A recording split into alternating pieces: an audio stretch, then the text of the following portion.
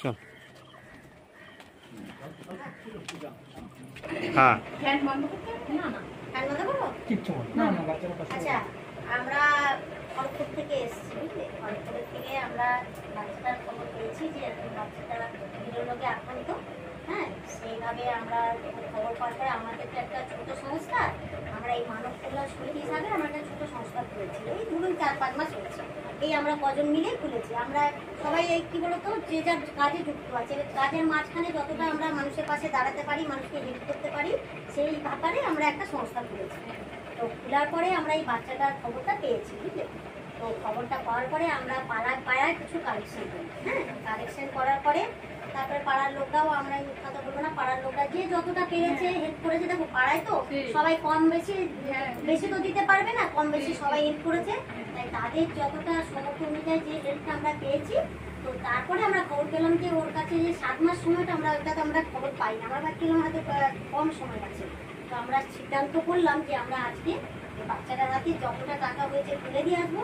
Next বারে আমরা যে টাকাটা আবার পাড়ায় পাড়ায় কালেকশন করতে আবার বেরাবো, তখন আমরা নেক্সট বারে আবার আপনাদের কাছে আসার চেষ্টা করবো। এই জন্য আমরা সেই প্রস্তুতি নিয়ে আমরা এই মানব কল্যাণ সমিতি থেকে আমরা এসেছি। ঠিক আছে, হয়তো অ্যামাউন্টটা কম, হ্যাঁ ঠিক আছে, যতটা পারছি আমরা দিয়ে যাচ্ছি। না, আমরা দেখো আমরা যতটা পারছি দিয়ে যাচ্ছি। আবার আমরা আসবো, চেষ্টা করবো যে আবার যতটা যদি কেউ আমাদেরকে ডোনেশন হিসাবে যদি আমাদেরকে কেউ হেল্প করে, আমাদেরকে দেয়, আমরা আবার সেই টাকার অ্যামাউন্টটা নিয়ে আপনাদের কাছে আসবো। ঠিক আছে, সেই টাকাটা অনেক ধন্যবাদ। এবং আপনাদের মাধ্যমে জীবিকার পাশে দাঁড়ানোর জন্য যারা সহযোগিতাটা বাড়িয়ে দিয়েছেন তাদেরকেও ধন্যবাদ। তো আপনারা সবাই তো জানেন যে জীবিকা স্পাইনাল মাসকুলার অ্যাট্রফি টাইপ 1 আক্রান্ত। তো 15 মাস বয়স, দেখতেই পাচ্ছেন, না পারে উঠে বসতে, না পারে উঠে দাঁড়াতে। তো ডাক্তারবাবুরা জানিয়েছিল 2 বছরের মধ্যেই একটা ভ্যাকসিন রয়েছে যার মূল্য প্রায় 9 কোটি টাকা। আপনারা রানাঘাটের হসপিটাল ক্ষেত্রে দেখেছেন, ও ভ্যাকসিনটা পেয়ে গেছে। আপনারা সবাই পাশে দাঁড়িয়েছিলেন বলে হয়তো সেটা সম্ভব হয়েছে।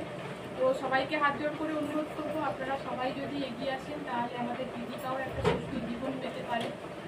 তো আপনারা তো জানেনই, আমরা এছাড়া মানে অনলাইনের মাধ্যমে, মানে ফেসবুক মাধ্যম বা সোশ্যাল মিডিয়ার মাধ্যম বলুন বা বিভিন্ন সমস্ত স্তরের মানুষের কাছেই আমরা আবেদন জানাচ্ছি যে যার যতটুকু সাধ্য তারা যদি ততটুকুতেই সহযোগিতা করেন। তারা আপনারা যে এত দূর থেকে এসেছেন, আমাদের পাশে দাঁড়ানোর কথা ভেবেছেন, আপনাদেরকে অনেক অনেক ধন্যবাদ। তো এছাড়া বলবো, যারা ভিডিওটা দেখবেন তাদেরকেও বলবো আপনারাও দয়া করে সবাই এগিয়ে আসুন, পাশে থাকুন, তাহলে আমরা সবাই মিলে ওকে একটা সুস্থ জীবন দিতে পারি। ঠিক আছে মা, আর এই ছোট্ট বাচ্চাটা আপনাদের কাছে আমাদেরও অনুরোধ, আপনারাও আমাদের মতো যতটা পারবেন, যা পারবেন ওনার হাতে তুলে দিন। একটু একটু করে যদি আপনারা 1 টাকা 2 টাকা করেও, যদি পৃথিবীতে 1টা 2টো মানুষ নেই, পৃথিবীতে আরো করোড় করোড় মানুষ আছে, সবাই যদি কিছু কিছু সামর্থ্য অনুযায়ী যদি এই বাচ্চাটার হাতে, এই বাচ্চাটার মাকে তুলে দেন, তাহলে এই বাচ্চাটা আবার নতুন করে বাঁচবে, আবার নতুন করে খেলতে পারবে, হাসতে পারবে, চলতে পারবে।